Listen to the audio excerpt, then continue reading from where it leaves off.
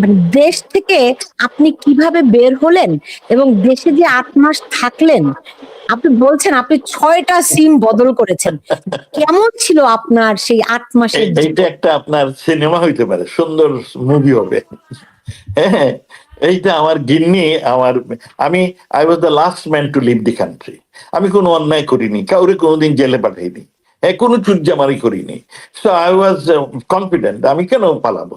তা আমি, কিন্তু যখন কর্নেল আমাকে ফোন করে বললেন sir we will protect you, তখন আমার সবাই বলল যে স্যার আপনার নাম্বার পেয়ে গেছে, এখন এখান থেকে পালানো। হ্যাঁ, যাই হোক, তারপরে বিভিন্ন জায়গাতে কোনো আত্মীয় স্বজনের বাড়ি দিয়ে যাইনি, কারণ আমার সব আত্মীয় স্বজন পাবলিকলি নোন, সবাই সবার তাদের চিনে। তো আমি অন্যান্য লোকের ওই যে এনবিআর এনবিআর নাকি বলে জানি ভাড়া পাওয়া যায়, তো ওই সব বাড়িতে ছিলাম। এবং সুখের বিষয়, ও বিএনবি। ওই যে মানুষের গড় রাখে ভাড়া দেয় আর কি, 1 সপ্তাহের জন্য, 2 সপ্তাহ, 1 মাসের জন্য, কি বলে যেগুলো রে। হ্যাঁ, এইটা আমার খুব কাজে দিয়েছে। আর এইটার একজনের মালিকের সাথে দেখা হয়েছিল। সেই মালিককে আমি জিজ্ঞেস করলাম যে আপনার তো সুন্দর, উনি বললেন যে শুনেন, ওনাকে আমি আগে চিনতাম, এই জন্য উনি আমার সাথে দেখা করতে আসছে। উনি এসে বললেন যে আমরা তো গার্মেন্টের ব্যবসায়ী, আমরা ওই হোটেল টোটেলে আমাদের বায়ারকে রাখি না, আমরা বাসায় রাখি, কারণ অনেকে ফ্যামিলি মিলে নিয়ে আসে। আমরা এই জন্যই বাসা সুন্দর করে রাখি, আর ওর বাসায় থাকে, হোটেলে থাকে না। আর এখন যেহেতু দেশে কোনো বায়ার আসতেছে না, এখন কেউ আসতে সিঙ্গাপুর কিংবা ব্যাংকক পর্যন্ত আসে, ঢাকায় ভয় পায় আসে না, সেই জন্য সব খালি। তার জন্য আপনি পাড়া পাচ্ছেন। আমি পালিয়ে পালিয়েছিলাম।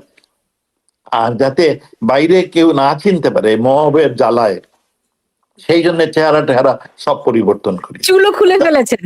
ও ইয়েস, সব।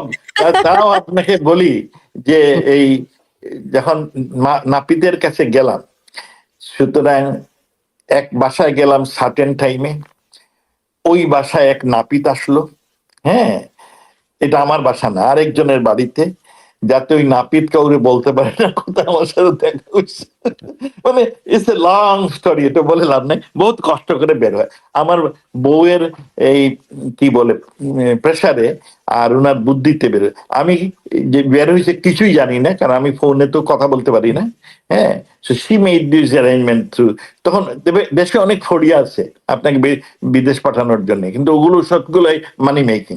আমার তো টাকা নাই, সুতরাং আমি আরেক সমস্যা।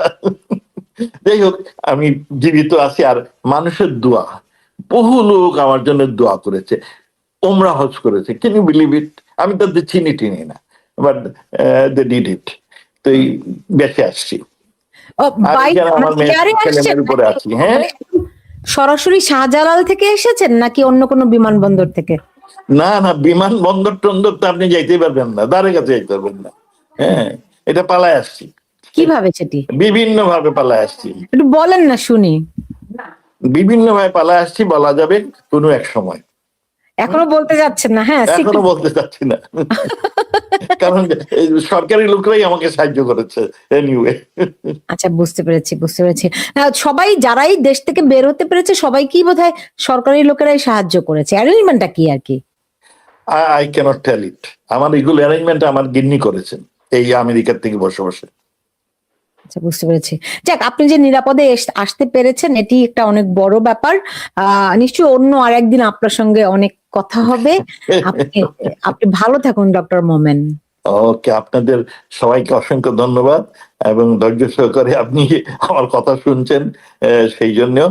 আর আমরা সাদাসিধা মানুষ, দেশটাকে বাঁচাতে হবে।